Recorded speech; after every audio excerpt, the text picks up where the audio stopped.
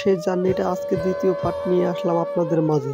গাড়ির চাকাও কিন্তু অনেক সুন্দর করে ঘোরে, এর মধ্যে কিন্তু সামনে একটি পিকআপ। ও মাই গড, এত বড় পাহাড় কিভাবে উঠবে? তারপরে কিন্তু দেখেন আমি গাড়ি থেকে নেমে গেছি। গাড়ি থেকে নেমেই কিন্তু আমি তাকে জিজ্ঞেস করলাম গাড়ি উঠবে নাকি আমি ধাক্কা মারবো। উঠতে পারবে।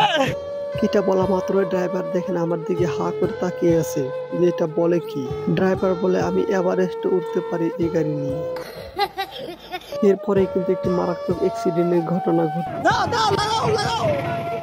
রাস্তায় দেখলাম একটি মন্দিরের গেট। ও মাই গড, অনেক সুন্দর, চমৎকার। গাড়ি থেকে নেমে যাওয়ার পরে দেখতে পারতেছেন আমার বন্ধু কিন্তু আমার দিকে হা করে তাকিয়ে আছে আর ভিডিও করতেছে। এরপরে লাফ দিয়ে আমি গাড়ি